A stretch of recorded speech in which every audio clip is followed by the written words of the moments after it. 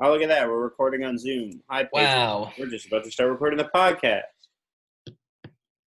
Okay, ready? Yeah. 3, 2, 1, hit. Give me a big clap. Wait. One more. Why is that not working? Talk while you do it. Ah! Okay. I think your mic is like tuned to just do like voice stuff, or Zoom is maybe. So it's like trying to get rid of background noise, and it thinks your clap is Maybe. background noise because I can only hear it when you My talk. honestly, my audio might still be turned, like my input might still be turned down from when we did the like Drew Sicko Oh, episode. right. That might be why. I can hear you fine, like when you talk. Yeah, I don't know. Maybe I did something that day that tried to. All right, welcome back to the Barely Ghoul podcast. Ooh. Ooh. Ben's testing his mic with some spooky sound. Ooh. Ben, do you know what a creepypasta is? Creepypasta? I lived on CREEPYPASTA. It's like the stuff you eat, right? When you make it, maybe.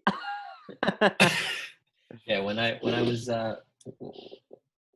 younger, I ate pasta all the time. Is that what you're talking about? No, Benjamin, you dumb bimbo.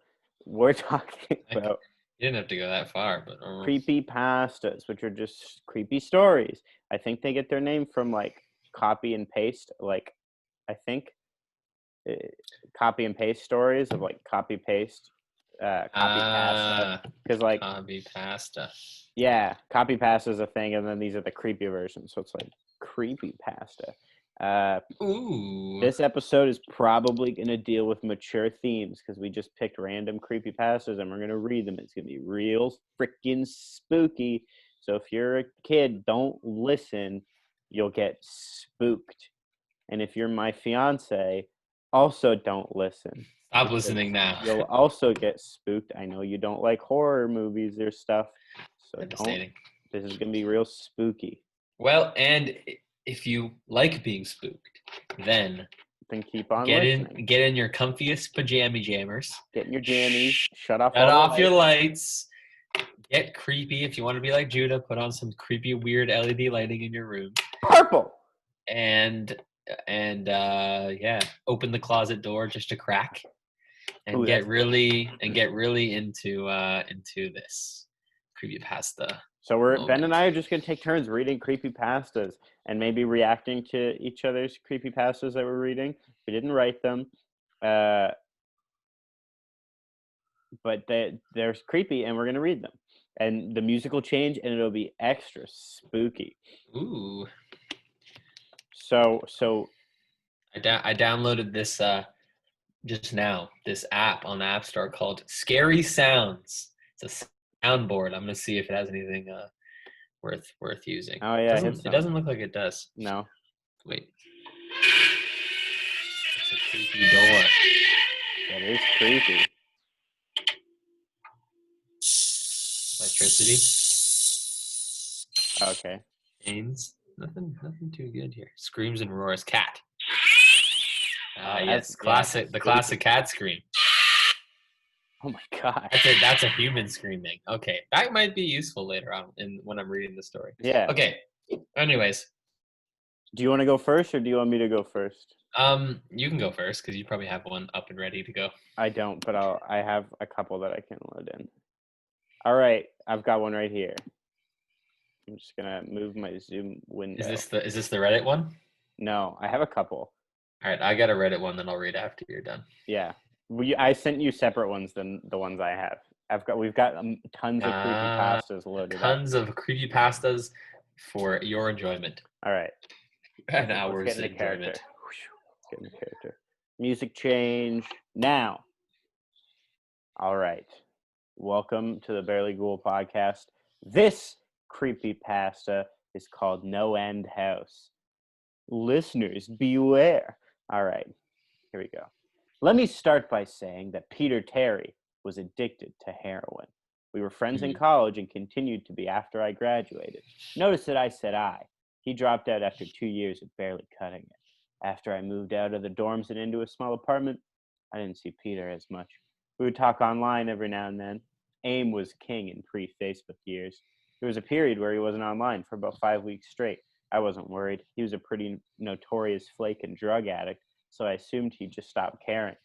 Then one night, I saw him log on. Before I could initiate a conversation, he sent me a message. David, man, we need to talk.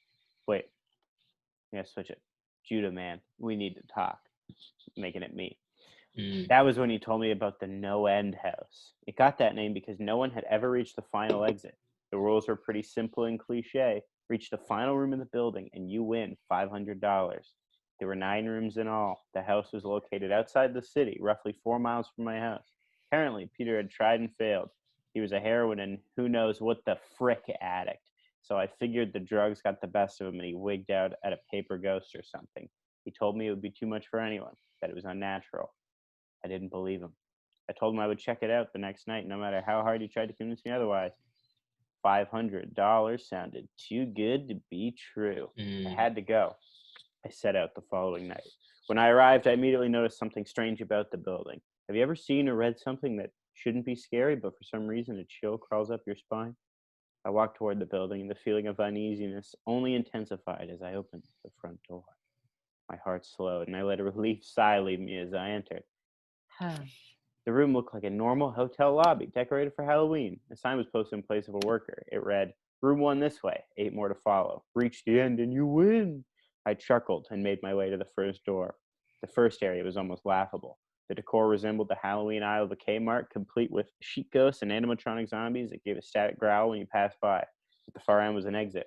It was the only door besides the one I entered through. I brushed through the fake spider webs and headed for the second room. I was greeted by fog as I opened the door to room 2. The room definitely upped the ante in terms of technology. Not only was there a fog machine, but a bat hung from the ceiling and flew in a circle. Scary. They seemed to have a Halloween soundtrack that one would find in a 99-cent store on loop somewhere in the room. I didn't see a stereo, but I guess they must have used a PA system. I stepped over a few toy rats that wheeled around and walked with a puffed chest across the next area. I reached for the doorknob and my heart sank to my knees. I did not want to open that door. A feeling of dread hit me so hard I could barely even think. Logic overtook me after a few terrified moments, and I shook it off and entered the next room. Room 3 is where things began to change. On the surface, it looked like a normal room. There was a chair in the middle of the wood-paneled floor. A single lamp in the corner did a poor job of lighting the area, casting a few shadows across the floor and walls. That was the problem. Shadows. Plural. With the exception of the chairs, there were others. I had barely walked in the door and I was already terrified. It was at that moment that I knew something wasn't right. I didn't even think as I automatically tried to open the door I came through. It was locked from the other side. That set me off. Was someone locking the doors as I progressed? There was no way. I would have heard them. Was it a mechanical lock that set automatically? Maybe. But I was too scared to really think. I turned back to the room and the shadows were gone. The chair shadow remained, but the others were gone. I slowly began to walk. I used to hallucinate when I was a kid, so I wrote off the shadows as a figment of my imagination. I began to feel better as I made it to the halfway point of the room. I looked down as I took my steps, and that's when I saw it, or didn't see it. My shadow wasn't there. I didn't have time to scream. I ran as fast as I could to the other door and flung myself without thinking into the room beyond. The fourth room is possibly the most disturbing. As I closed the door, all light seemed to be sucked out and put back into the previous room. I stood there, surrounded by darkness, not able to move. I'm not afraid of the dark and never have been, but I was absolutely terrified. All sight had left me. I held my hand in front of my face, and if I didn't know what I was doing, I would never have been able to tell at all. Darkness doesn't describe it. I couldn't hear anything. It was dead silence. When you're in a soundproof room, you can still hear yourself breathing. You can hear yourself being alive. I couldn't. I began to stumble forward. After a few moments, my rapidly beating heart, the only thing I could feel. There was no door in sight. Wasn't even sure there was one this time. The silence was then broken by a low hum. I felt something behind me. I spun around wildly, but could barely even see my nose. I knew it was there, though. Regardless how dark it was, I knew something was there. The hum grew louder, closer. It seemed to surround me, but I knew whatever was causing the noise was in front of me, inching closer. I took a step back. I had never felt that kind of fear. I can't really describe true fear. I wasn't even scared I was going to die. I was scared of what the alternative was. I was afraid of what the thing had in store for me. Then the lights flashed for a second, and I saw it. Nothing. I saw nothing, and I know I saw nothing there. The room was again plunged into darkness, and the hum became a wild screech. I screamed in protest. I couldn't hear this GD sound for another minute. I ran backwards, away from the noise, and fumbled for the door handle. I turned and fell into room 5. Before I describe room 5, you have to understand something. I'm not a drug addict. I have no history of drug abuse or any sort of psychosis short of the childhood hallucinations I mentioned earlier, and those are only when I was really tired or just waking up. I entered the no-end house with a clear head. After falling in from the previous room, the view of room 5 was from my back, looking up at the ceiling. What I saw didn't scare me, it simply surprised me. Trees had grown in the room and towered above my head. The ceilings in this room were taller than the others, which made me think I was in the center of the house. I got up off the floor, dusted myself off, and took a look around. It was definitely the biggest room of them all. I couldn't even see the door from where I was. Various brush and trees must have blocked my line of sight with the exit. Up to this point, I figured the rooms were going to get scarier, but this was a paradise compared to the last room. I also assumed whatever was in room 4 stayed back there. I was incredibly wrong. As I made my way deeper into the room, I began to hear what one would hear if they were in a forest. Chirping bugs and the occasional flap of birds seemed to be my only company in this room. That was the thing that bothered me the most. I heard the bugs and the other animals, but I didn't see any of them. I began to wonder how big this house was. From the outside, when I first walked up to it, it looked like a regular house. It was definitely on the bigger side, but this was almost a full forest in here. The canopy covered my view of the ceiling, but I assumed it was still there, however high it was. Couldn't see any walls either. The only way I knew I was still inside was that the floor matched the other rooms, the standard dark wood paneling. I kept walking, hoping that the next tree I passed would reveal the door. After a few moments of walking, I felt a mosquito fly into my arm. I shook it off and kept going. A second later, I felt about 10 more land on my skin at different places. I felt them crawl up and down my arms and legs, and a few made their way across my face. I filled wildly to get them all off, but they just kept crawling. I looked down and let out a muffled scream, more of a whimper to be honest, but I didn't see a single bug. Not one bug was on me, but I could feel them crawl. I heard them fly by my face and sting my skin, but I couldn't see a single one. I dropped to the ground and began to roll wildly. I was desperate. I hated bugs, especially ones I couldn't see or touch, but these bugs could touch me, and they were everywhere. I began to crawl. I had no idea where I was going. The entrance was nowhere in sight, and I still hadn't even seen the exit, so I just crawled, my skin wriggling with the presence of those phantom bugs. After what seemed like hours, I found the door. I grabbed the nearest tree, propped myself up, mindlessly flapping my arms and legs to no avail. I tried to run, but couldn't. My body was exhausted from crawling and dealing with whatever it was that was on me. I took a few shaky steps to the door, grabbing each tree on the way for support. It was only a few feet away when I heard it, the low hum from before. It was coming from the next room, and it was deeper. I could almost feel it inside my body, like when you stand next to an amp at a concert. The feeling of the bugs on me lessened as the hum grew louder. As I placed my hand on the doorknob, the bugs were completely gone, but I couldn't bring myself to turn the knob. I knew that if I let go, the bugs would return, and there was no way I could make it back to room 4. I just stood there, my head pressed against the door marked 6, and my hand shakily grasping the knob. The hum was so loud I couldn't even hear myself pretend to think. There was nothing I could do but move on. Room 6 was next, and room 6 was hell. I closed the door behind me, my eyes held shut, my ears ringing. The hum was surrounding me as the door clicked into place. The hum was gone. I opened my eyes in surprise, and the door I shut was gone. It was just a wall now. I looked around in shock. The room was identical to room 3, the same chair and lamp, with the correct amount of shadows this time. The only real difference was that there was no exit door, and the one I came in through was gone. As I said before, I had no previous issues in terms of mental instability, but at that moment I fell into what I now know is insanity. I didn't scream. I didn't make a sound. At first, I scratched softly. The wall was tough, but I knew the door was there somewhere. I just knew it was. I scratched where the doorknob was. I clawed at the wall frantically with both hands, my nails being filed down to the skin against the wood. I fell silently to my knees, the only sound in the room, the incessant scratching against the wall. I knew it was there. The door was there. I knew it was just there. I knew if I could just get past this wall. Are you all right? I jumped off the ground and spun in one motion. I leaned against the wall behind me and saw what it was that spoke to me. To this day, I regret ever turning around. There was a little girl. She was wearing a soft white dress that went down to her ankle. She had long blonde hair to the middle of her back, white skin and blue eyes. She was the most frightening thing I had ever seen, and I know that nothing in my life will ever be as unnerving as what I saw in her. While looking at her, I saw something else. Where she stood, I saw what looked like a man's body, only larger than normal and covered in hair. He was naked from head to toe, but his head was not human and his toes were hooves. It wasn't the devil, but at that moment it might as well have been. The form had the head of a ram and the snout of a wolf. It was horrifying, and it was synonymous with the little girl in front of me. They were the same form. I can't really describe it, but I saw them at the same time. They shared the same spot in the room, but it was like looking at two separate dimensions. When I saw the girl, I saw the form, and when I saw the form, I saw the girl. I couldn't speak. Could barely even see. My mind was revolting against what it was attempting to process. I had been scared before in my life, and I had never been more scared than when I was trapped in the fourth room, but that was before room 6. I just stood there, staring at whatever it was that spoke to me. There was no exit. I was trapped here with it, and then it spoke to again. Judah, you should have listened.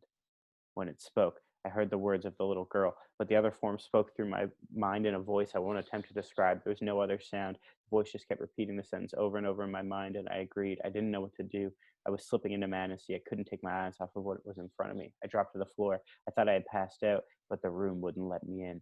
I just wanted it to end. I was on my side, my eyes wide open, and the form staring down at me. Scurrying across the floor in front of me was one of the battery-powered rats from the second room. The house was toying with me. But for some reason, seeing that rat pulled my mind back from whatever depths it was headed, and I looked around the room. I was getting out of there. I was determined to get out of that house and live and never think about this place again. I knew this room was hell, and I wasn't ready to take up a residency. At first, it was just my eyes that moved. I searched the wall for any kind of opening. The room wasn't that big, so it didn't take long to soak up the entire layout. The demon still taunted me, the voice growing louder as the form stayed rooted where it stood. I placed my hand on the floor, lifted myself up to all four, and turned to scan the wall behind me. Then I saw something I couldn't believe. The form was now right at my back, whispering into my mind how I shouldn't have come. I felt its breath on the back of my neck, but I refused to turn around. A large rectangle was scratched into the wood, with a small dent chipped away in the center of it. Right in front of my eyes, I saw the large 7 I had mindlessly etched into the wall. I knew what it was. Room 7 was just beyond the wall, where room 5 was moments ago. I don't know how I'd done it. Maybe it was just my state of mind at the time, but I had created the door. I knew I had. In my madness, I had scratched into the wall what I needed the most, an exit to the next room. Room 7 was close. I knew the demon was right behind me, but for some reason it couldn't touch me. I closed my eyes and placed both hands on the large 7 in front of me. I pushed as hard as I could. The demon was now screaming in my ear. It told me I was never leaving. It told me that this was the end, but I wasn't going to die. I was going to live there in room 6 with it. I wasn't. I pushed and screamed at the top of my lungs. I knew I was going to push through the wall eventually. I clenched my eyes shut and screamed, and the demon was gone. I was left in silence. I turned around slowly and was greeted by the room as it was when I entered. Just a chair and a lamp. I couldn't believe it, but I didn't have time to dwell. I turned back to the 7 and jumped back slightly. What I saw was a door. It wasn't the one I had scratched in, but a regular door with a large 7 on it. My whole body was shaking. It took me a while to turn the knob. I just stood there for a while, staring at the door. I couldn't stay in room 6. I couldn't. But if this was only room 6, I couldn't imagine what 7 had in store. I must have stood there for an hour, just staring at the 7. Finally, with a deep breath, I twisted the knob and opened the door to room 7. I stumbled through the door, mentally exhausted and physically weak. The door behind me closed, and I realized where I was. I was outside. Not outside like room 5, but actually outside. My eyes stung. I wanted to cry. I fell to my knees and tried, but I couldn't. I was finally out of that hell. I didn't even care about the prize that was promised. I turned and saw that the door I had just went through was the entrance. I walked to my car and drove home, thinking of how a nice shower sounded. As I pulled up to my house, I felt uneasy. The joy of leaving No End House had faded, and dread was slowly building in my stomach. I shook it off as residual from the house and made my way to the front door. I entered and immediately went up to my room. There on my bed was my cat, Baskerville. He was the first living thing I had seen all night, and I reached to pet him. He hissed and swiped at my hand. I recoiled in shock, as he had never acted like that. I thought, whatever, he's an old cat. I jumped in the shower and got ready for what I was expecting to be a sleepless night. After my shower, I went to the kitchen to make something to eat. I descended the stairs and turned into the family room. What I saw would be forever burned in my mind. However, my parents were lying on the ground, naked and covered in blood. They were mutilated to near unidentifiable states. Their limbs were removed and placed next to their bodies, and their heads were placed on their chests facing me. The most unsettling part was their expressions. They were smiling, as though they were happy to see me. I vomited and sobbed there in the family room. I didn't know what had happened. They didn't even live with me at the time. I was a mess. Then I saw it, a door that was never there before, a door with a large 8 scrawled on it in blood. I was still in the house. I was standing in my family room, but I was in room 7. The faces of my parents smiled wider as I realized this. They weren't my parents. They couldn't be, but they looked exactly like them. The door marked 8 was across the room, behind the mutilated bodies in front of me. I knew I had to move on, but at that moment I gave up. The smiling faces tore into my mind. They grounded me where I stood. I vomited again, nearly collapsed. Then the hum returned. It was louder than ever, and it filled the house and shook the walls. The hum compelled me to walk. I began to walk slowly, making my way closer to the door and the bodies. I could barely stand, let alone walk. The closer I got to my parents, the closer I came to suicide. The walls were now shaking so hard it seemed as though they were going to crumble, and still the faces smiled at me. As I inched closer, their eyes followed me. I was now between the two bodies, a few feet away from the door. The dismembered hands clawed their way across the carpet towards me. All the while, the faces continued to stare. I'm reading a scary story. I don't want your fries. No. I'm gonna have to cut this out. You're giving me a lot of friggin' editing work to do. Just get the hell out of here. I don't want them. I don't want the fries. Throw out your cold McDonald's fries. That's the scariest part of the night. Man, I bet you the Patreon lovers are gonna, or the Patreon users are gonna love that right there. Yeah. The regular people won't hear it though. Heck no. The dismembered hands clawed their way across the carpet towards me, all while the faces continued to stare. New terror washed over me, and I walked faster. I didn't want to hear them speak. I didn't want the voices to match those of my parents. They began to open their mouths, and the hands were inches from my feet. In a dash of desperation, I lunged towards the door, threw it open, and slammed it behind me. Roommate. I was done. After what I just experienced, I knew there wasn't anything else in this frickin' house. This frickin' house could throw at me that I couldn't live through. There was nothing short of the fires of hell that I wasn't ready for. Unfortunately, I underestimated the abilities of No End House. Unfortunately, things got more disturbing, more terrifying, and more unspeakable in Roommate. I'm still having trouble believing what I saw in Roommate. Again, the room was a carbon copy of rooms 3 and 6, but sitting in the usually empty chair was a man. After a few seconds of disbelief, my mind finally accepted the fact that the man sitting in the chair was me. Not someone who looked like me, it was Judah Middle. I walked closer. I had to get a better look, even though I was sure of it. He looked up at me, and I noticed tears in his eyes. Please, please don't do it. Please don't hurt me. What? I asked. Who are you? I'm not going to hurt you. Yes, you are. He was sobbing now. You're going to hurt me, and I don't want you to. He sat in the chair with his legs up and began rocking back and forth. It was actually pretty pathetic looking, especially since he was me, identical in every way. Listen, who are you? I was now only a few feet from my doppelganger. It was the weirdest experience yet. Standing there talking to myself, I wasn't scared, but I would be soon. Why are you? You're going to hurt me. You're going to hurt me. If you want to leave, you're going to hurt me. Why are you saying that? Just calm down, all right? Let's try and figure this. And then I saw it. The David sitting down was wearing the same clothes as me, except for a small red patch on his shirt embroidered with the number 9. You're going to hurt me. You're going to hurt me. Please don't. You're going to hurt me. My eyes didn't leave that small number on his chest. I knew exactly what it was. The first few doors were plain and simple, but after a while they got a little more ambiguous. 7 was scratched into the wall, but by my own hands. 8 was marked in blood above the bodies of my parents. But 9, this number was on a person, a living person. Worse still, it was on a person that looked exactly like me. Judah, I had to ask. Yes, you're going to hurt me. You're going to hurt me. He continued to sob and rock. He answered to Judah. He was me, right down to the voice. But that 9. I paced around for a few minutes while he sobbed in his chair. The room had no door, and similarly to room 6, the door I came through was gone. For some reason, I assumed that scratching would get me nowhere this time. I studied the walls and floor around the chair, sticking my head underneath and seeing if anything was below. Unfortunately, there was. Below the chair was a knife. Attached was a tag that read, "To Judah, from management." Feeling in my stomach as I read that tag was something sinister. I wanted to throw up, and the last thing I wanted to do was remove that knife from under the chair. The other Judah was still sobbing uncontrollably. My mind was spinning into an attic of unanswerable questions. Who put this here, and how did they get my name? Not to mention the fact that as I knelt on the cold wood floor, I also sat in the chair, sobbing in protest of being hurt by myself. It was all too much to process. The house and the management had been playing with me this whole time. My thoughts, for some reason, turned to Peter, whether or not he got this far. If he did, if he met a Peter Terry sobbing in this very chair, rocking back and forth, I shook those thoughts out of my head. They didn't matter. I took the knife from under the chair, and immediately the other Judah went quiet. Judah, he said in my voice, what do you think you're going to do?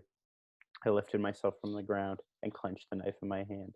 I'm going to get out of here. David was still sitting in the chair, though he was very calm now. He looked up at me with a slight grin. I couldn't tell if he was going to laugh or strangle me. Slowly, he got up from the chair and stood facing me. It was uncanny. His height and even the way he stood matched mine. I felt the rubber hilt of the handle of my knife and gripped it tighter. I don't know what I was planning on doing with it, but I had a feeling I was going to need it. Now, his voice was slightly deeper than my own.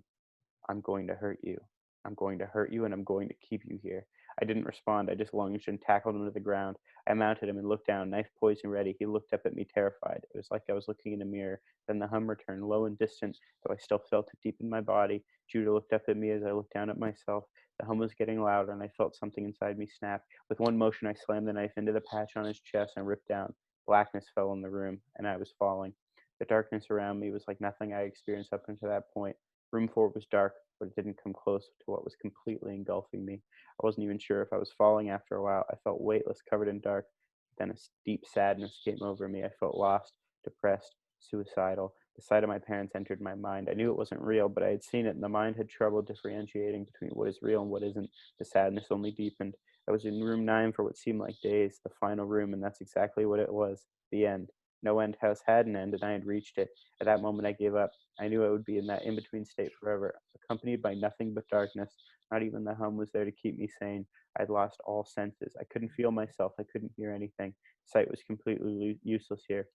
I searched for a taste in my mouth and found nothing. I felt disembodied and completely lost. I knew where I was. This was hell. Room 9 was hell.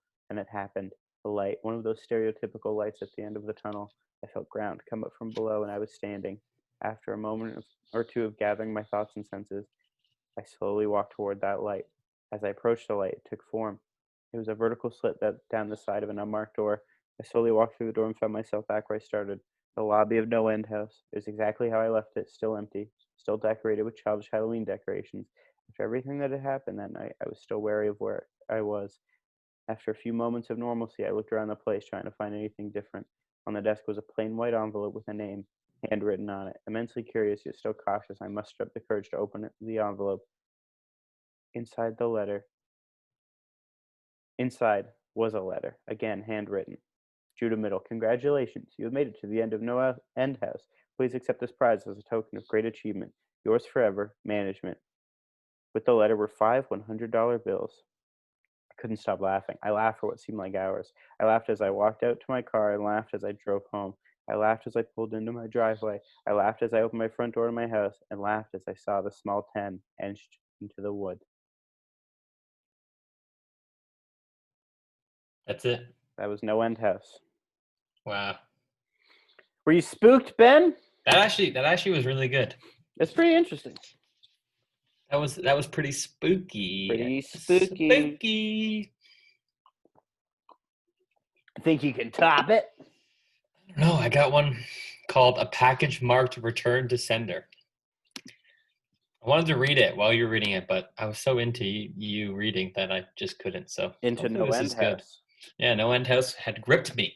So as far as I know, this might not be very good, but I think it will be. Who posts bad creepypastas? A lot of people, actually. Yeah, a lot. Okay. All right. No End House was great. I hope you guys enjoyed that. Were you guys spooked? Picture it around a campfire. But now enter back into your scary state. Yeah, we're all spooked. Ooh. I don't want to. I have the other stories up, but I don't want to look at them while you read. So I'm Googling a picture of a jack-o'-lantern. Suspense noise. Huh? One more time, and we're going to go right into the thing. A package marked return to sender. My neighbor is one of those annoying wannabe YouTube personalities. Over the year, I've seen him cough out cinnamon, lay flat on the hood of his car as it slowly creeps down the driveway, and douse himself in lukewarm water, all the while screaming, epic win, epic fail, or frick, epic maintenance of the status quo. For all I know, it can get tiring to watch him go about his shenanigans in the pursuit of viral fame. So when he knocked on the door the other day, told me he was going away for a few weeks, and asked that I get his mail, honestly, it was a relief. I can't explain the peace of mind I had knowing I didn't have to brace myself for any of his stupidity for a while. I was always afraid his stunts would wind up bleeding over into my life. Things were pretty normal for the first couple of days. He received a few bills, a bit of spam, what I could only assume was a birthday card. Then one evening, I got home to find a cardboard box waiting on his front porch. In big red letters was written, "Return to sender." I'm no small fry, but I admit I had trouble lifting the box on my own. It was really freaking heavy. Lugging it across the road to my house was even harder, and I quickly realized there was no way I was going to drag it up the stairs and through my front door. I decided I'd leave his package in my garage. It wasn't like I kept my car in there. The garage door was a piece of poop that refused to open without a good thug and a whack. It was less trouble just leaving the car in the driveway than it was to fight with the garage door every morning and night. In hindsight, I should have set the package down while I struggled to open the tricky door, but you know how it is when you've got a good grip on something. No point in setting it down if you don't have to. It was as I kicked the door for a third time that I lost my grip on the package, and it fell to the ground. I heard a light crack inside. Poop, I cursed. I hope I hadn't broken anything important. but figured I wouldn't tell my neighbor about it and let him assume that break happened en route. Hands-free, I finally managed to get the garage door unstuck, and boy did it screech in protest as it rolled up and over me. I dragged the box the rest of the way, setting it in the corner for whenever my neighbor would come back to claim it, and then I forgot all about it, until a few days passed, that is. I'm not sure exactly how long it took for the smell to waft in from the crack under the garage to house door, but it came in slow progression. It was a sickly sweet odor similar to a skunk. And for the first few days after I smelled it, I genuinely assumed that's exactly what it was, roadkill, that had left its mark on my house. It was only when I realized the scent was growing more intense instead of fading that I went looking for a source. That's when I opened the garage door, and that's when the odor knocked me back, holding my nose. The culprit wasn't hard to identify. The only change in my garage was the box in the corner. I remember thinking it must have been one of those meat of the month subscription boxes. The meat must have gone rancid from being left out of the fridge for so long. How much meat could have been in there for the box to have been so large and heavy? An entire frickin' cow? I covered my nose as I approached the box, a pair of scissors in my hands. I probably wouldn't have needed them to open it, as it had become soggy enough at the bottom to poke through with a finger. But I wasn't about to poke my finger into spoiled meat juices. That soggy bottom was the reason I had to open the box in the first place. If I tried to drag it out whole, everything would spill out on the floor.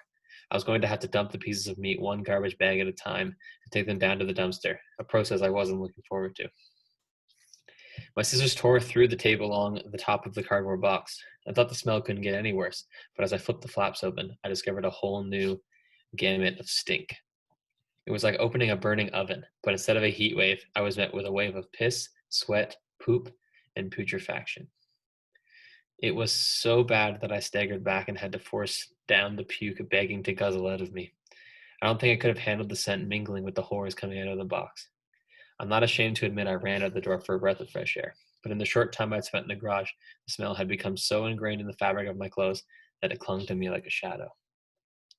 Nothing I tried could keep the smell out of my nostrils. Not air fresheners, not a face mask, not 3 showers and a change of clothes. Every second that box lay open in my garage was another second the smell was a foothold into my home. I had to bite the bullet. I returned to the garage, the flaps of the box still open as though inviting me to look. I was prepared, a clothespin, pinning my nostrils shut, a garbage bag in one hand, the strongest cleaner I could find in the other, and long rubber gloves to keep my skin from having to touch what was inside. But, as it turns out, I needed none of those things. I wouldn't have to touch or clean the contents of that box. I would only have to suffer the nightmares every night. You see, there was meat in that box, but it didn't come from a cow or a pig. No, it was worse than that. It was my neighbor. Dead. Still in one piece, but dead. I called the cops, and naturally, they took me in for interrogation. It's kind of hard not to suspect the man with a corpse in his garage. After all, thankfully, they soon realized I wasn't involved. My DNA might have been all over that box. The smell might have left a mark throughout my house, but there was one piece of irrefutable evidence in my neighbor's own hands that proved my innocence. A vlogging camera. They showed me the footage only once. I'm not sure if they were allowed to, or if they felt so bad for me they figured it couldn't hurt. Either way, I saw it. My neighbor was sitting in the box outside of a shipping facility, laughing as he told the world how he was going to mail himself across state lines. He brought pee bottles, food, a pillow, and a few flashlights. His friend, a guy I'd seen at several places several times to help with stunts, closed the lid and presumably dropped him off for shipment. Throughout the next couple of hours or days, I'm honestly not sure. My neighbor recorded a few short clips about his progress. I think I'm in a truck now. I can feel it moving. Must be in a warehouse. Pretty warm here. Still got plenty of food. That kind of stuff. And then, on the last entry, the box toppled over. He broke his neck, and that was it. The camera retorted until either the memory card got too full or the battery died. There's one thing I didn't tell the police after they showed me the video. One thing I heard in the footage that will haunt me to the day I die. Just after that tumble that broke his neck, I heard the familiar screeching sound of my garage door.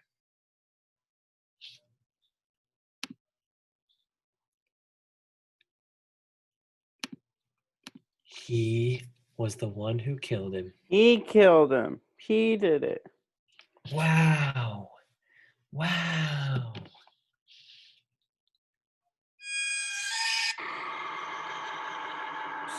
Spooky.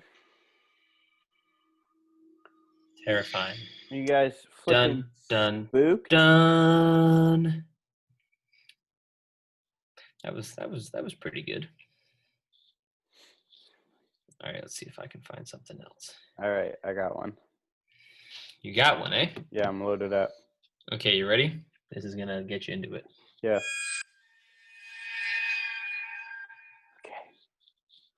Okay. This one is called, it's a short one. It's called, I had a disturbing conversation with my 7-year-old daughter. Okay, here we go. I'm going to do the voices.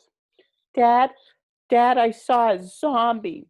I was in the kitchen making tea when my little girl came rushing in. She ran through the back door so fast she almost tripped up the step. I poured boiling water from the kettle into a mug, hardly looking up. Oh, yeah? Yeah, I did. Its face was all pale and messed up. It was gross, Dad. I put the kettle back and picked up the milk, sighed inwardly. I really had to be more careful about what I watched on TV in the evening.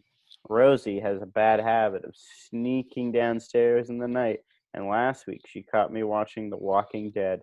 Of all things, she's had zombies on the brain ever since. I keep telling her they're not real, but it doesn't seem to make a difference. Sweetheart, what did we say about zombies? I scooped the tea bag out of the mug and dumped it in the bin. You know, if you keep talking about them, Daddy's going to get in trouble with Mummy again. Yeah, but I saw one! I know, darling, but I already checked the back garden twice yesterday, and I can promise it's a zombie-free zone.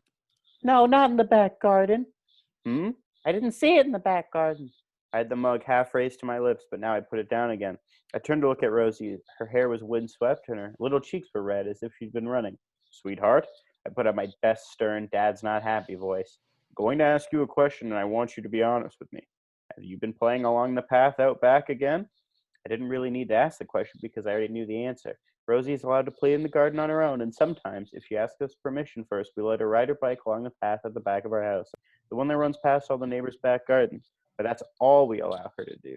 This area is pretty safe, but these days you can never be too careful. There was a burglary a couple of roads over a few months back, and last year someone was mugged on the high street. Several years ago, a few towns over, a little boy even went missing. That was quite a long way from here, of course, but it made national news for a few days until the search fizzled out and made a lot of parents more cautious. Rosie's getting older now, and she's an adventurous girl, but still, you have to have boundaries. And on a few occasions lately, Rosie's been crossing those boundaries, riding her bike further than she should, not coming in straight when we tell her, sneaking out the back gate when she's only meant to be playing in the garden. As I watch Rosie now, I notice her face growing redder. She looked away from me, down at the kitchen floor, and scuffed her feet. Dad, I only went a little way down, she said. I promise. I was chatting to Mr. Henderson because I saw him in his back garden. I said hello, made him jump. I sighed. So there it was. Mr. Henderson was Rosie's zombie. Yesterday it was the postman, and the day before that it was a different neighbor. I took a sip of tea and shook my head. Mr. Henderson was, in fairness, a better candidate than the others. The guy lives on his own. He looks about 100 years old. Moles all over his face, skin like a deflated balloon. Whenever we chatted over the garden fence before, though, he'd always seemed nice enough, just a bit lonely. I couldn't have Rosie going around calling him a zombie. Listen to me, sweetheart. I know you didn't go far or anything, but I don't want you. I came right back after, too, Dad, Rosie interrupted. She was staring up at me now, blue eyes large and pleading. I promise, and I even said no when Mr. Henderson offered me an ice cream because I know you don't like me taking stuff from strangers. I opened my mouth and then paused. He offered you ice cream? Yeah, but I said no. Mr. Henderson really wanted me to come in and have one, but I told him I had to get home, and then I came back straight to here to tell you I'd seen a zombie, and Rosie was babbling now, her voice whirring like a motor, but I'd stopped listening. My mind was still stuck on something she said a moment before. Mr. Henderson really wanted me to come in and have one. I took another sip of tea and frowned. That wasn't good. I don't mind the neighbors chatting to my little girl, but I don't like the thought of them inviting her in, not without us there. Not even if they were just kind, lonely old men. I made up my mind to go round and visit Mr. Henderson later and tell him that myself. Kindly, of course, but firmly. In the end, though, I didn't get a chance, because a few moments after I'd had my thought, Rosie said something else, something that pushed everything else from my mind and ended any idea I might have had about going over to Mr. Henderson's house. She said something that made me feel cold. Daddy, please don't stop me playing in the garden. I promise I won't sneak out again. I don't want the zombie to get me. Rosie, I'm not going to stop you playing in the garden, but you have to make me a couple of promises, too. First, promise me you'll stop going around calling people zombies. Mr. Henderson may be old, but he's not one of the living dead. Rosie frowned. I didn't. What do you mean you didn't? You just ran in here a moment ago, calling him one. No, I didn't. Mr. Henderson's not a zombie. I saw the zombie in his house, but it wasn't him. I frowned. I had a mug raised to my lips to take another sip of tea, but now I put it down again. What do you mean, sweetheart? You saw someone else in his house? Yeah, the zombie, Dad. I could see its face pressed against his little basement window while I was talking to him. Cold fingers ran up my spine. What?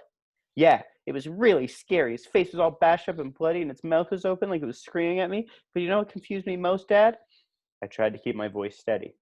What? Well, I didn't realize kids could be zombies too. I thought it was only grown-ups, but I guess I must have been wrong because the one in Mr. Henderson's basement looked just like a little boy. Ooh. Ba ba ba ba. Spooky.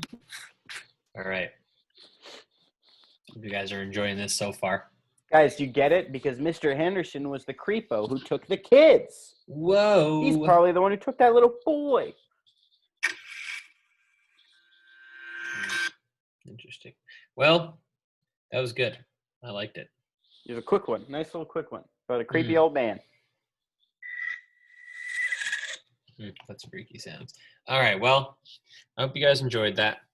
I have another one that isn't incredibly long, so I'll give it a read. And then after we can, if we want to, read The Russian Sleep Experiment, which I'm sure most of you know already. But I'm gonna start. This one is interesting. It's called "The Previous Tenant of My New Flat Left a Survival Guide. I'm not sure I want to live here anymore." So, in this, he recounts the survival guide that his previous tenant left for him. So we're gonna give it a go. It talks about moving in with her. It's a girl moving in with her boyfriend, but I'm gonna change it. That's the scariest thing I've ever heard. Me moving in with my boyfriend? Well, just moving in with someone who's not your lawfully wedded spouse. That's the true fear. I'm not gonna change it because I don't feel like. Talk about moving in with your boyfriend. I will. I moved in with my boyfriend yesterday. We've been together for 5. Sorry. We've been together for 5 years now, and we're old and wise enough to settle down and finally leave our parents' houses. We'll just get married then, freak. He turned 24 and I'm 22. He's the love of my life. His name is Jamie, and I couldn't be happier to be living with him. When we decided to make the leap, we spent 2 months looking at flats and houses. We couldn't afford to buy yet, so renting was our only option. But the prices were astronomical. For our budget, we would have been lucky to get a box room and a stove. Jamie works for a local 24-hour fast food restaurant, and I'm trained to be a teacher. The early stages of training don't pay much, and I owe a lot in student loans, so finances are tough. We had almost given up hope until we found our flat. It was nothing special, but to us, it was a palace. A spacious 2-bedroom apartment with views of a city park, a balcony, and local conveniences. It was in a tower block in a not-so-nice area, but neither of us had been wealthy growing up. We weren't fussy, just grateful to be together. The advert was sweetened by the deposit-free option and open-ended tenancy. The landlord was happy to sign a 5-year contract if we wanted. The sort of thing never happens in the city. We were told that along with no deposit, we would also have no inspections, but would be liable to pay for any damage that we ended the tenancy. I'd never heard of anything quite like it. We knew that for our budget location, we weren't going to get any better. We snapped the place up fast, not even bothering to view it. It felt like our only chance. Move-in day rolled around quickly, and yesterday we got the keys to our first home together. It was such a strange feeling. The day was chaos getting our stuff in and up the lift. We were flat number 42 on the 7th floor. The items we couldn't get in the lift had to be taken up the stairs by the removal men. I think they were grateful we weren't any higher, but I still wish we had been able to give them a better tip.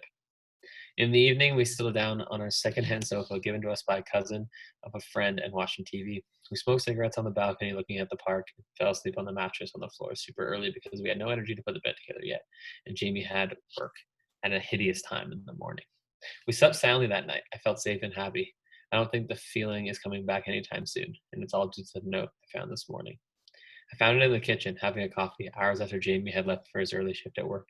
It was in one of the cupboards that were fixed to the wall. There was a bunch of useful items from the previous tenant: spare keys to the flat, a set of tiny keys that locked and unlocked the windows, necessary for those with kids that high up, spare smoke alarm batteries, and a folded up piece of paper. The note was handwritten with "New occupier of flat 42" in beautiful cursive on the blank side. I opened it up and sat down to read. I can't really describe it to you, so I'm going to copy it out below. Dear new occupier, firstly, welcome to your new home. I lived here before you for 35 years with my husband. Unfortunately, he had an incident in home recently that I'd rather not discuss. That claimed his life.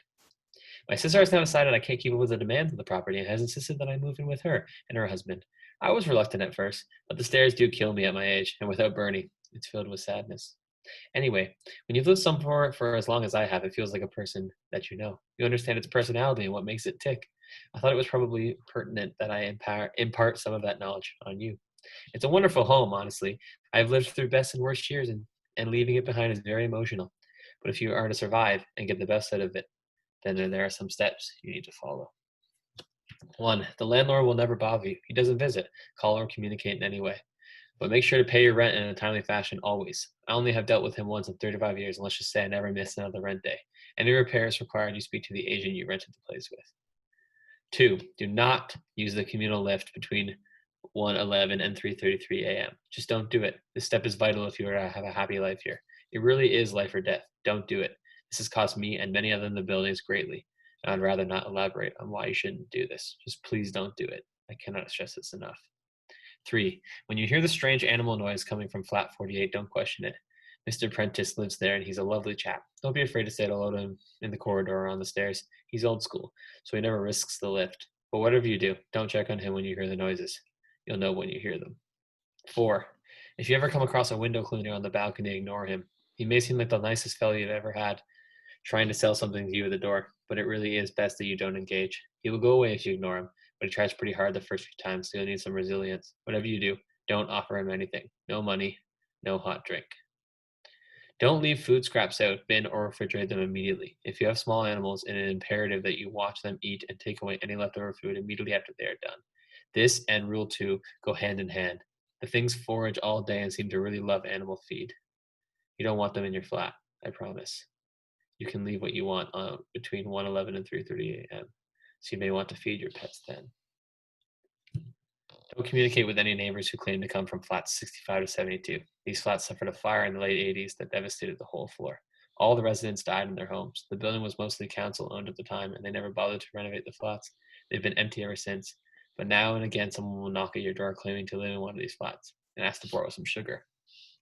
They will seem entirely average, but you must shut and lock the door immediately. I installed 2 extra security bolts to avoid these frickers. I don't swear at my age, but they really are frickers. Simple one for you here. Keep a weapon in each room. Sometimes you follow all these steps, and sometimes it still slips through the net. Wait, sometimes you'll follow all these steps, and sometimes they'll still slip through the net. Better to be safe than sorry. 8. The building has a committee that will try and get you to join. It's one of those neighborhood groups about improving living conditions for all residents. It's a nice group, and the lady who runs it, Terry from Flat 26, is a fantastic neighbor.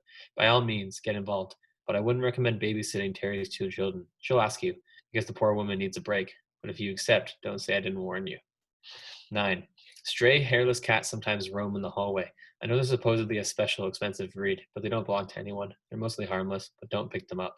Not unless you see one of those neighbors that claims to live in 6572. Then grab the cat and lock it inside with you. It'll burn your skin a little, but the cats are friendly, and I wouldn't want to see them hurt. 10. There is no way to fix the damp patch on the ceiling in the bedroom. Sometimes it will turn a deep crimson and look quite concerning. Please try not to be alarmed. It doesn't drip, it doesn't get any bigger, and it's been there longer than I have. The landlord won't budge on it. According to the agents, I flagged it many times, even called the police the first night it changed color. But it was a waste of time, and it will be for you too. It's best to ignore it. 11. You can trust the postman. His name is Ian Flanders, and he's been the postman since I moved in. He has his own key to the main door and delivers post to the door every morning at 8:54. I can't include everything here, or it would become a novel. But if you have any questions, Ian will help you. 12. Finally, the first few weeks are the worst. You'll feel like you've made a mistake. I'm sure reading this you already do. But if you can get through the first few weeks, it really is a lovely block to live in. Every property has its quirks, and this one is a little extra special. But you can be truly happy here if you just take my advice. I wish you all the best. I really do. Yours truly, Miss Prudence Hemmings. I don't really know what to think after reading the note. Hopefully it was some sort of joke, but the agent had said the previous tenant was an elderly lady, and I can't see anyone named Prudence Hemmings attempting to play practical jokes with someone they'd never met. There were also parts of the note I couldn't disprove. There was indeed a large damp patch above the bed that me and Jamie had already discussed reporting. No crimson, but it definitely existed. I had also commented on a beautiful Sphinx cat roaming the halls as we were moving in. I started to get seriously freaked out. Our dream, our beautiful little home, had just become a source of fear and confusion. I checked on the time, and it was 9:14. Damn it, out of time to catch postman Ian. When I opened the door to check, sure enough, 2 letters addressed to Mrs. Hemming sat on the doorstep. At about 11:15, my worst fears were truly confirmed when a friendly, middle-aged looking man carrying window cleaning equipment knocked on my balcony door. I ignored him. I didn't want to take the risk until I'd spoken to Jamie and showed him the note. I texted him already to rush home. I felt bad as the man rapped his knuckles against the door for over 10 minutes, but honestly, the longer it went on, the more I was terrified. The windows were sparking, and due to our lack of curtains, I couldn't even hide from his gaze. I felt so exposed. He stayed for a total of 30 minutes exactly, and never once did he stop looking at me or knocking. He shouted the occasional ultra-friendly line or humble request for a beverage in the heat, though the door, but I did my best to avoid eye contact. When he finally left, I looked outside every window in the flat, but I couldn't see him on any of the other balconies or see any equipment suggesting he was around. He had vanished completely. Jamie still hadn't texted me back. He must have been having a rough shift. It was Friday and they were always busy. It wasn't often that he didn't reply. He was due home in around an hour anyways. I read the note probably hundreds of times over. I tortured myself reading it for the next hour, desperately waiting for Jamie to come through the door and tell me it was all crazy and I should relax. I hoped for that so much, but Jamie never came. His shift should have finished around midday, but by 2 p.m. he still wasn't home. I panicked. I cried. I left over 100 voice messages on his phone, but got nowhere. I finally decided it had been enough, that calling his work wouldn't embarrass him, and his boss told me that he had never turned up for his shift. I thought about it. What could have happened? And then it hit me. Jamie's shift started at 4 a.m. today. He would have left the flat at 3:15 and taken the lift down the stairs. I don't know what to do. I tried to convince myself it was all just a big joke. Maybe Jamie wrote the note and got his boss in on it. A voice in my head kept telling me that he couldn't write like that if he tried, but I had to attempt to fool myself. It's getting late and he still isn't home. What if it's all true? I think we made a big mistake. And there's Pretty more. There's more called My Next Steps and What Happened After That. well. If you guys are interested, give us money on Patreon, and maybe we'll read the next steps. Ooh. All right, I got a real quick one, and then we'll close off with the Russian sleep experiment. Sounds good. All right. This one is also a creepypasta. You can find out creepypasta.fandom.com. Okay, it's called Gateway of the Mind. Oh, I thought you were gonna play a special effect there. Oh. What special effects would you like? I don't know. Say, Give me something spooky. say it again. It's called Gateway of the Mind.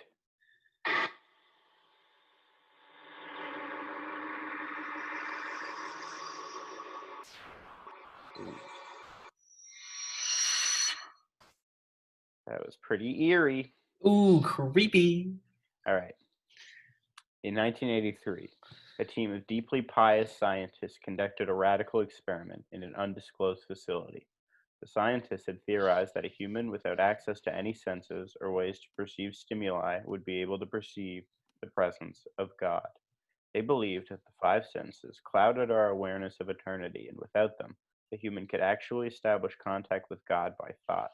An elderly man who claimed to have nothing left to live for was the only test subject to volunteer. To purge him of all his senses, the scientists performed a complex operation in which every sensory nerve connection to the brain was surgically severed. Although the test subject retained full muscular function, he could not see, hear, taste, smell, or feel. With no possible Nice. way to communicate with or even sense the outside world, he was alone with his thoughts. Scientists monitored him as he spoke aloud about his state of mind in jumbled, slurred sentences that he couldn't even hear. After 4 days, the man claimed to be hearing hushed, unintelligible voices in his head. Assuming it was an onset of psychosis, the scientists paid little attention to the man's concerns. 2 days later, the man cried that he could hear his dead wife speaking with him, and even more, he could communicate back. The scientists were intrigued, but were not convinced until the subject started naming dead relatives of the scientists. He repeated personal information to the scientists that only their dead spouses and parents would have known. At this point, a sizable portion of scientists left the study. After a week of conversing with the deceased through his thoughts, the subject became distressed, saying the voices were overwhelming. In every waking moment, his consciousness was bombarded by hundreds of voices that refused to leave him alone. He frequently threw himself against a wall, trying to elicit a pain response. He begged the scientists for sedatives so he could escape the voices by sleeping. This tactic worked for 3 days until he started having severe night terrors. The subject repeatedly said that he could see and hear the deceased in his dreams. Only a day later, the subject began to scream and claw at his non-functional eyes, hoping to sense something in the physical world. The hysterical subject now said the voices of the dead were deafening and hostile, speaking of hell and the end of the world. At one point, he yelled, "No heaven, no forgiveness," for 5 hours straight.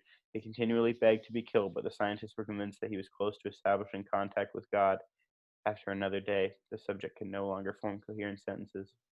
Seemingly mad, he started to bite off chunks of flesh from his arm. The scientists rushed into the test chamber and restrained him to a table so he could not kill himself. After a few hours of being tied down, the subject halted, his struggling and screaming. He stared blankly at the ceiling as teardrops silently streaked across his face. For 2 weeks, the subject had to be manually rehydrated due to the constant crying. Eventually, he turned his head and, despite his blindness, made focused eye contact with the scientist for the first time in the study. He whispered, "I have spoken with God, and he has abandoned us," and his vital signs stopped.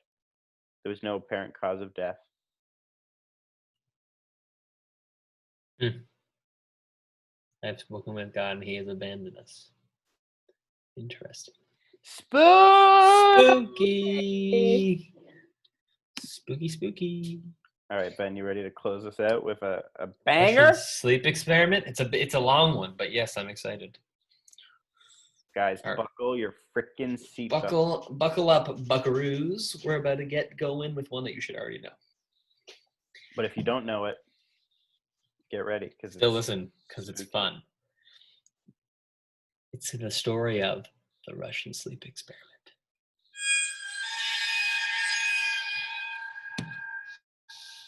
Russian researchers in the late 1940s kept 5 people awake for 15 days using an experimental gas-based stimulant.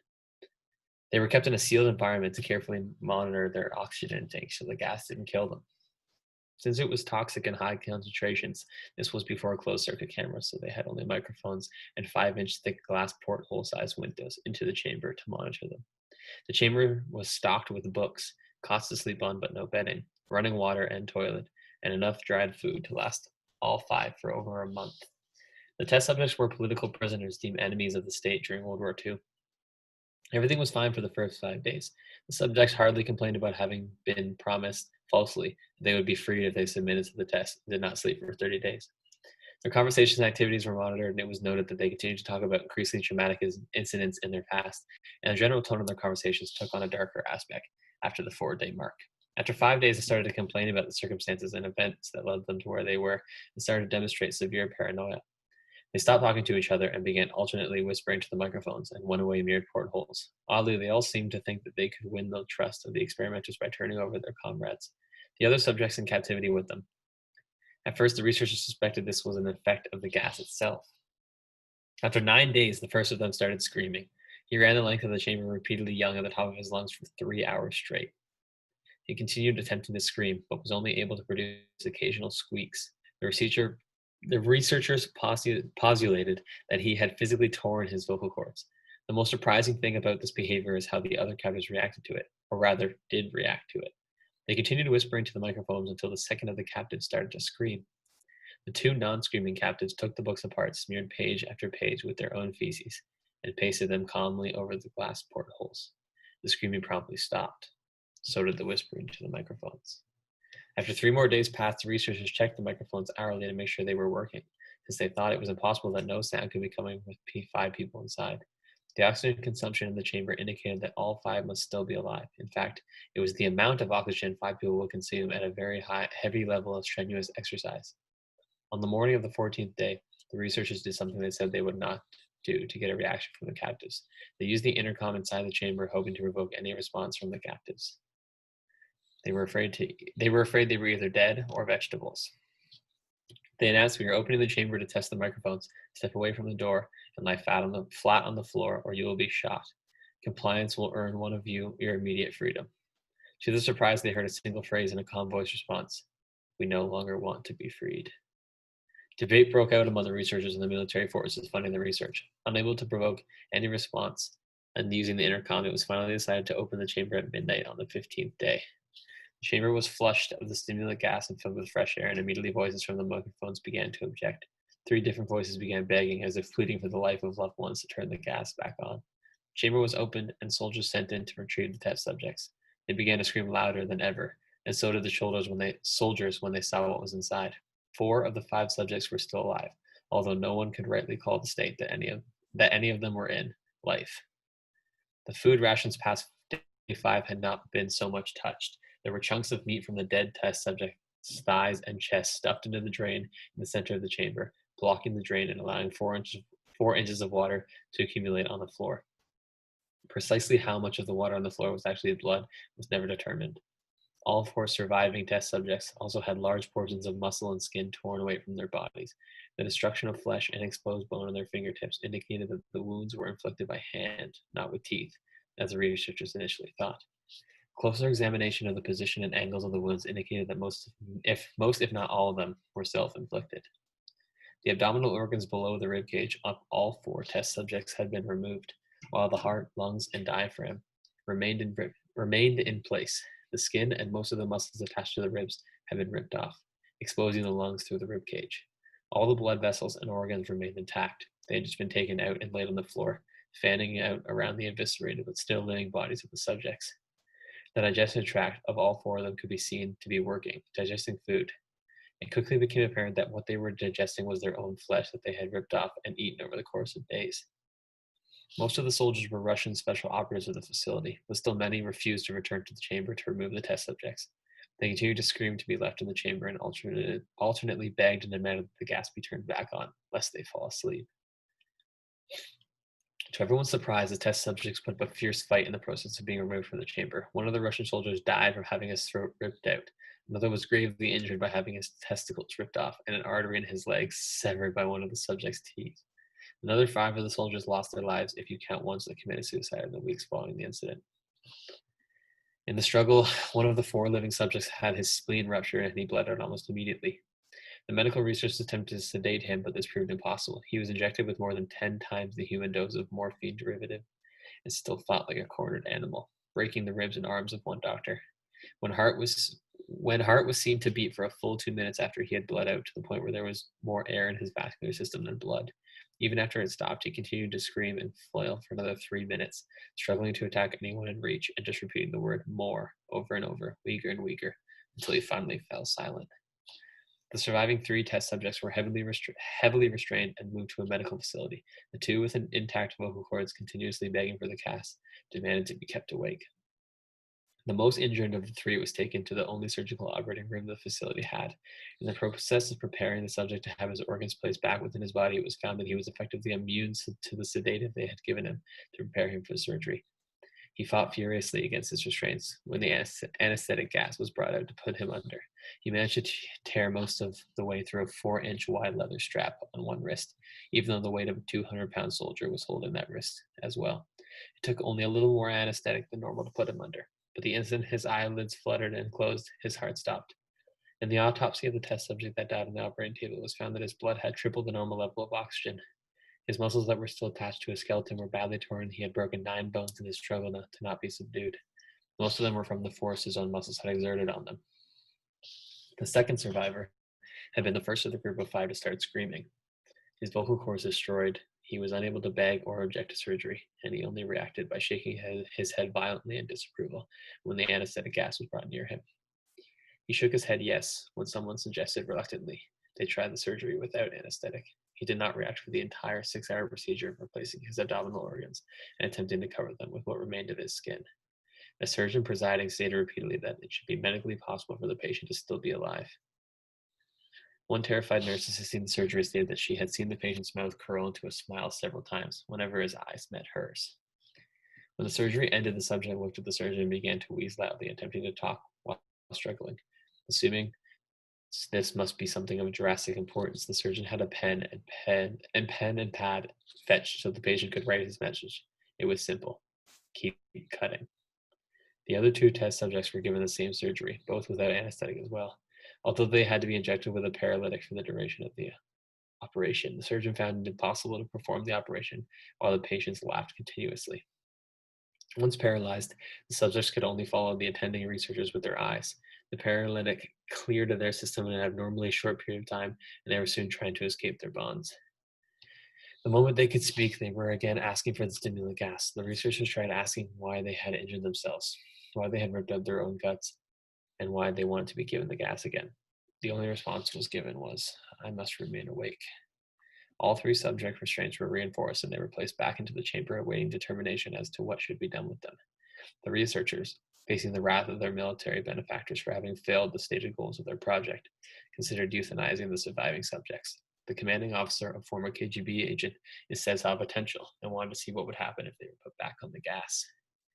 The researchers strongly objected, but they were overruled. In preparation for being sealed in the chamber again, subjects were connected to an EEG monitor and had their restraints padded for long-term confinement. To everyone's surprise, all 3 stopped struggling the moment it was let slip that they were going back on the gas. It was obvious at this point all 3 were putting up a great struggle to stay awake. One of the subjects that could speak was humming loudly and continuously. The mute subject was straining his legs against the leather bonds with all his might.